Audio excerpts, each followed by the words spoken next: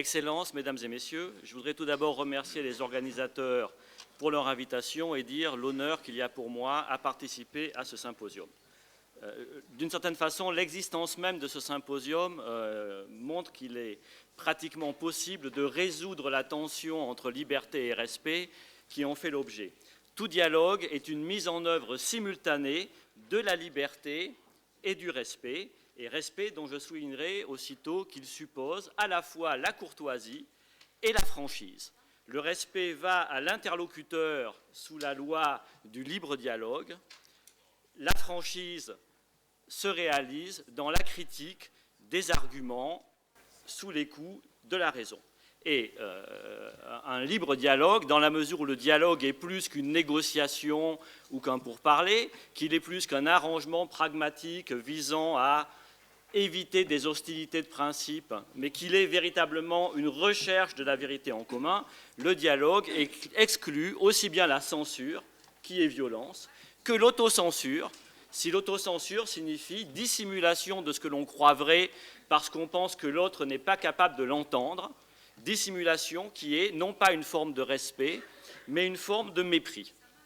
Je vais donc annoncer très franchement que j'appartiens au courant libéral, qui a évoqué monsieur le professeur tout à l'heure, et je vais tenter d'exposer de façon tout à fait philosophique, abstraite, extrêmement générale, vous me le pardonnerez, la position qui est celle de la tradition des Lumières, auquel je donnerai comme père tutélaire non pas les penseurs de l'athéisme, mais ces critiques de l'intolérance qui en même temps n'ont pas été des penseurs athées et qui sont Spinoza, Pierre Bayle et Lessing.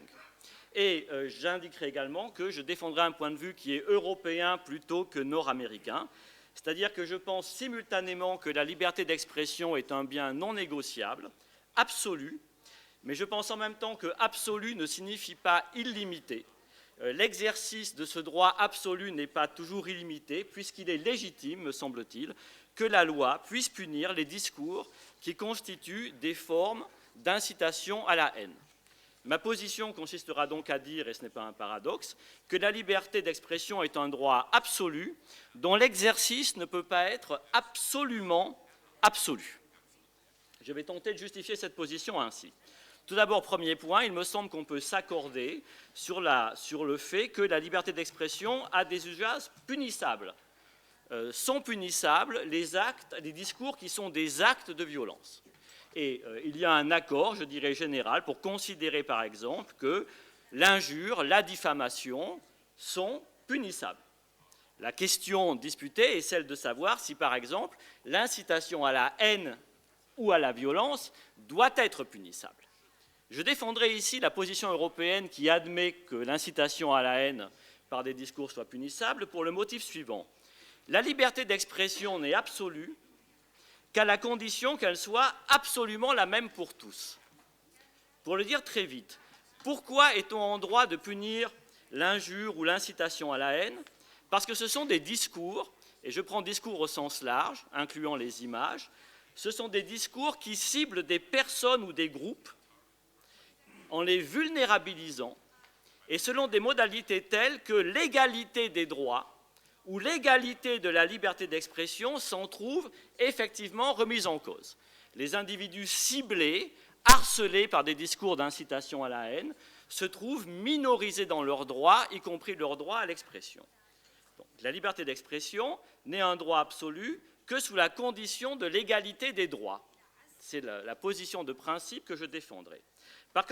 Pourquoi j'en viens à la question très difficile, impossible à traiter dans le temps qui nous est imparti, mais je vais essayer quand même, à la question du respect des religions.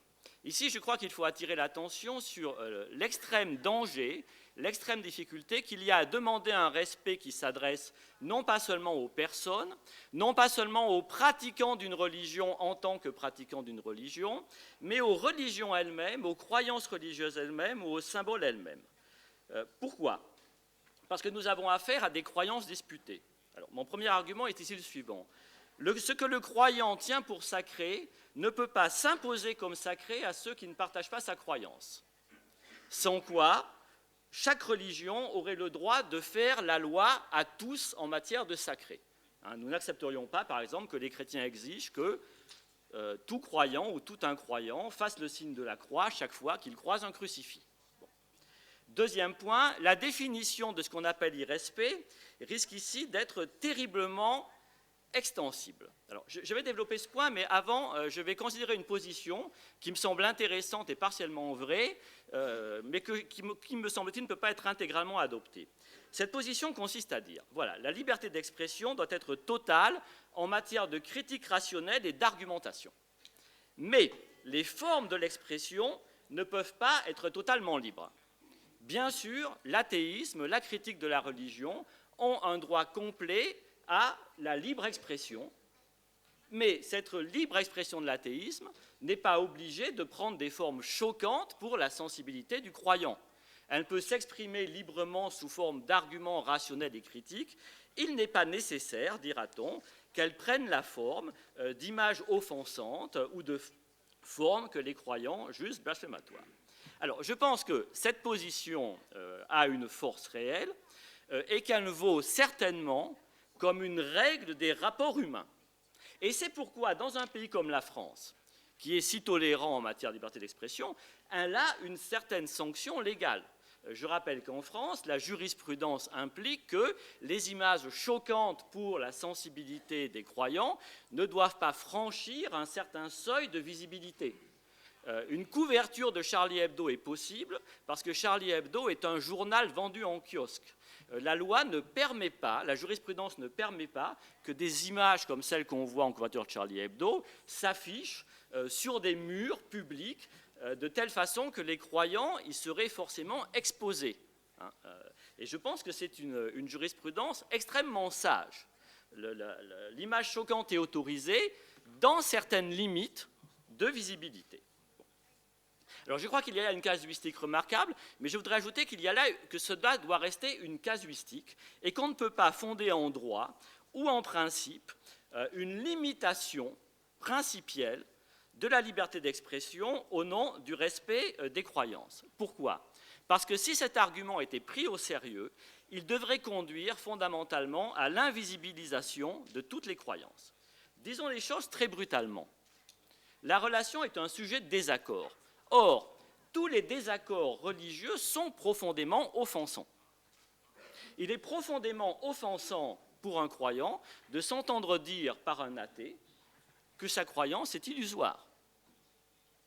Mais il est profondément offensant pour un athée ou pour un incroyant de s'entendre dire par un religieux que sa croyance le conduit en enfer et qu'il sera damné. Donc, ici, il y a un certain type d'offense qui est inévitable et le danger qui se présente est le suivant. Si nous faisons du respect des religions une sorte de principe de droit général et non pas casuistique, je dis bien général et non pas casuistique, nous risquons d'assister à un raidissement dans lequel chacun accusera l'autre d'être offensant. Vous trouverez des athées qui vous diront il y a dans les 3 textes sacrés des 3 monothéismes des passages qui sont des incitations à la haine. Et donc, si nous interdisons la dérision des symboles religieux, nous devons également interdire les passages des textes sacrés qui sont des incitations à la haine. Il me semble qu'une telle perspective ne peut pas être tenue. Alors, que faut-il dire ? Je crois qu'il faut dire ceci. La dérision, le manque de respect ne peut pas être une relation sociale. Elle ne peut pas déborder sur l'espace public, elle ne peut pas être une forme de coexistence interhumaine. En revanche, parce qu'il n'y a pas de critère définitif ou absolu de ce qu'est le manque de respect en matière de religion, on peut lui reconnaître ces lieux, par exemple les journaux, les théâtres, qui ne sont pas la totalité de l'espace public. Il faut donc, me semble-t-il, admettre non une limite de principe de la liberté d'expression au nom du respect des religions, mais il faut admettre une casuistique des limites circonstancielles de la liberté de dérision. De même que la religion a droit à ces lieux d'expression qui doivent être sanctuarisés et protégés contre les profanations, de même, l'anti-religion, la dérision, a droit à ses propres lieux.